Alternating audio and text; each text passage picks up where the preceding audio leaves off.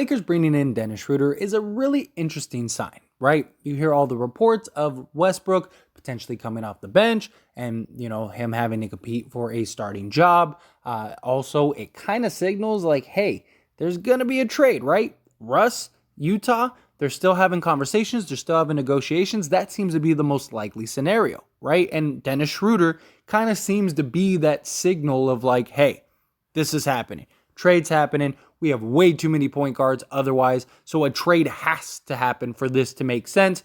Got Patrick Beverley, got Dennis Schroder, got Kendrick Nunn, guys like that. You still have Austin Reeves and LeBron James and, Walker, and the list goes on for guys that can handle the ball and play the point guard position if need be. So Russell Westbrook to the Utah Jazz makes a ton of sense, right? It makes all the sense in the world to have that happen. You could go get some wing players. Maybe you get a Bogdanovich and a Rudy Gay now, right? Because now you don't need some Mike Conley. So maybe you go get two wing guys. Maybe you get a Beasley. Maybe you get all three. And then, all is right in the world. And the Lakers are riding off into the sunset with wing depth, point guard depth, shooting guard depth, center depth, all of it, right? They'd be in a great position. And even guys like Bogdanovich, big enough to where you could play the 4, you could play the 3, you could play multiple positions. You got multiple guys that could play multiple positions. Russell Westbrook makes the most sense to be traded off of this team.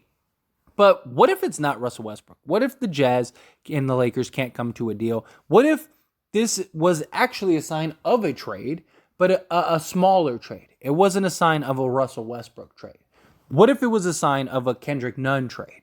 Now, I love Kendrick Nunn, and I really want to see what he could bring to this Lakers team. I mean, this dude was a 38% three-point shooter, starting point guard on an NBA Finals team in the Miami Heat. This dude can play on the ball, off the ball, score, shoot. I mean, he could be our Kyrie light. Not saying that they're the same player. I'm not saying they're equally as good, but all of the things that the Lakers wanted from Kyrie Irving and what they hoped he would bring to the table, Kendrick Nunn can essentially do that. The shooting, the playmaking, playing on the ball, playing off the ball. He can actually play some solid defense. He's also a guy that can get to the hoop, finish around the rim, do a little bit of everything. I think if you took Westbrook off the team, this guy would probably be our third best player. Like, he could be that good. Health is, of course, a concern. Health is, of course, an issue. But it's not like he has a major injury history. He had the one injury, the bone bruise, and a lot of that I also feel like maybe was just for precaution. Like, the season was already over, it was already dead. Kendrick Nunn coming in isn't going to change the disaster that was last season. But this season, he could be a huge X factor. He could be something that is very important. But you have so many guards.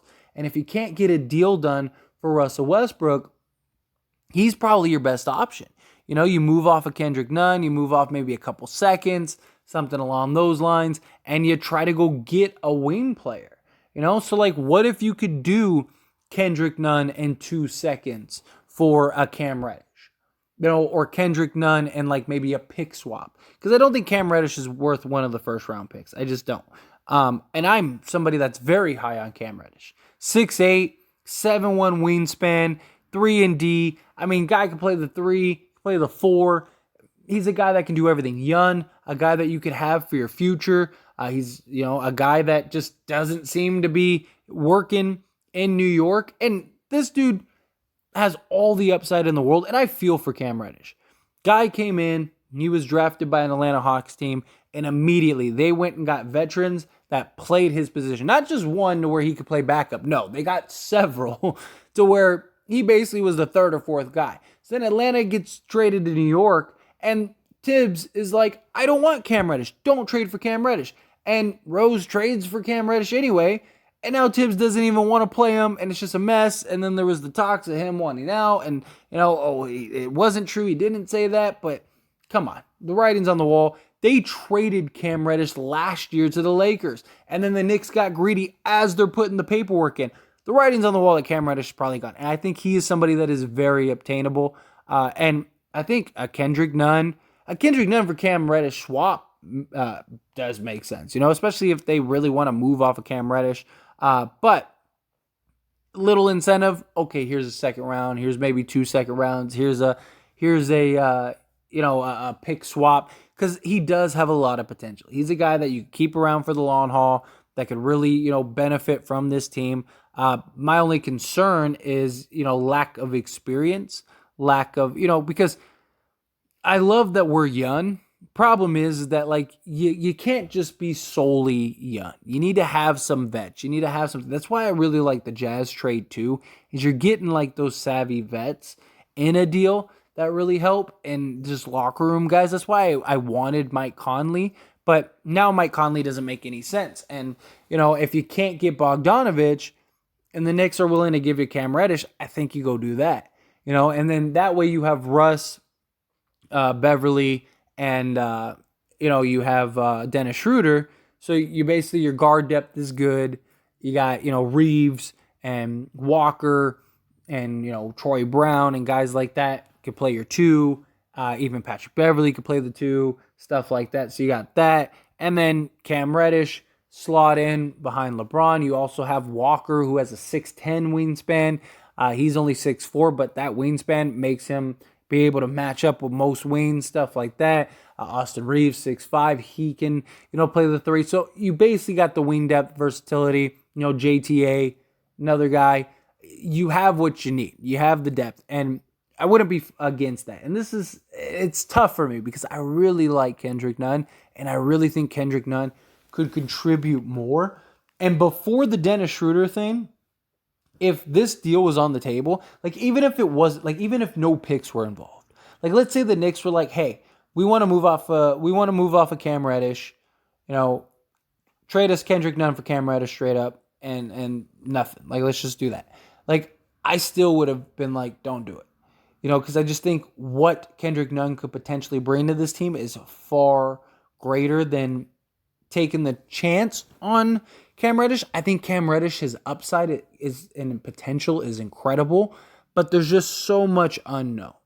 He hasn't gotten a fair shake, but makes you question, is there a reason to that? Is there a reason that a guy that is 6'8" with a 7'1" wingspan can't find rotation minutes? Like that's something that's of concern. His work ethic, the hunger to be great has always been a question, even back with Duke and stuff like that. He was a guy that would come off the bench. He was a guy that was always willing to sacrifice. People looked at it as sacrifice, but you hear the reports of like, no, it wasn't really sacrifice. It was more he didn't want to have to work hard for that and compete for that spot. So he was just like, oh, I'll just come off the bench type thing. How much of that is true, and you never really know. But I just think a straight up trade, whatever picks and stuff like that, whatever gets involved, is neither here nor there. But I'm saying, like, even if it was just a straight up trade, I wouldn't have done it until Dennis Schroder came to the Lakers. Now that Schroder came to the Lakers, I don't think Schroder provides all the things that Kendrick does, but he does provide that slashing. He can knock down the three, gives you that defense, stuff like that. He's 6'3", so he's a little taller than Nunn. Nunn's, I believe, 6'2", 6'3", something around there, and Schroeder's 6'3". So you're not missing out on that size. You're getting that stuff. So in that situation, in that case, yeah, I would make the deal. I would do the trade, even if you had to give up like a second or a pick swap or something. I wouldn't give up a first. I definitely wouldn't give up a first. And I don't think you need to, But if you gave up like a pick swap or, a couple seconds or something, cool. Go get Cam Reddish, gives you the upside. You don't come playoff time and stuff like that when it really matters, unless he just is a standout. Like, let's say he comes to Lakers and he just balls out and you can't take him off the court, then that's great, right? But going on the assumption, like, say, he's got to grow, he's got to learn, he's got to develop, and you make the move to get him, well, then I think that come playoff time, probably not going to play him a lot anyway, right? He's probably only going to play like 10 minutes or so in the playoffs. So I don't think it's the end of the world. I think that if you were to do a swap at this point, now that you got Schroder, I think it makes a lot of sense. And I think that it's an option that is very likely, given the circumstances, especially with Westbrook. Who knows what's going on with Westbrook? All the talk with Westbrook. Now, I do think a lot of the, Westbrook talk is just talk because Westbrook's on the roster, and as long as he's on the roster, you gotta kind of talk about him as such. But I think that, Kendrick Nunn, I love what he could bring to this team. But I understand the health concerns, the health questions, the fit now that you have all these guards, stuff like that. How is that going to work? How is that going to fit? How much playing time is Kendrick Nunn going to get? Stuff like that, where the Lakers, they could use more wings. Not just that, but Cam Reddish, he could back up Anthony Davis if you need him to. Again, 7'1" wingspan, so he could guard, big power forwards. He could even help defense on center, stuff like that. I just think at this point, you got to do it. If this deal is on the table, you got to do it. You got to make that trade. You got to pull that trigger and get that done. But, as always, this is a discussion, so I want to hear from you. Let me know your thoughts and opinions down in the comment section below. Let's assume even if the Westbrook deal, let's say the Westbrook deal does work out. Let's say we get Beasley, Bogdanovich, and Clarkson, right? You could still do the Kendrick Nunn for Cam Reddish trade. Especially if you get a guy like Clarkson, then that makes a lot more sense to do that. So if they do that there, you could still do this. Or maybe even send Clarkson, which would be awesome. I would love that. If we could keep Kendrick Nunn too and send Clarkson for Cam Reddish. Ooh, could you imagine if we ended up with Reddish, Beasley, and Bogdanovich? I might just make a fun video about that later. Let me know if you want me to make a fun video about that down in the comment section below. But yeah, I sticking with just this. Is this something that you would do? Is this something that you wouldn't? How do you feel about it? I think that this is a real possibility as well now. Now that we got Schroder, I really could see both Nunn and Westbrook getting traded. I think at least one of them do. And if the Jazz and the Lakers can't come to a deal, then I imagine that Kendrick Nunn is the likely odd man out.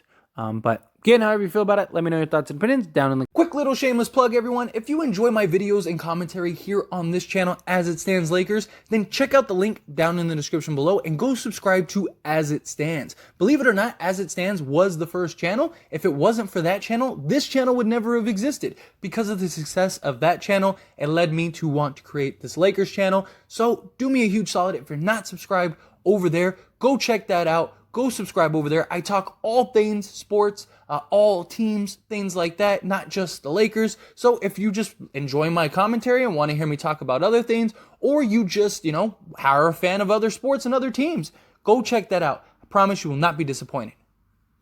That being said, hit that like button. Helps me out a lot. Lets me know you enjoy these types of videos, and I truly appreciate it. If you're not subscribed to the channel, hit that subscribe button, followed by the bell notification. Stay up to date with all things sports. Join this wonderful community and all of our discussions. I'll see you all in the next one. Thank you.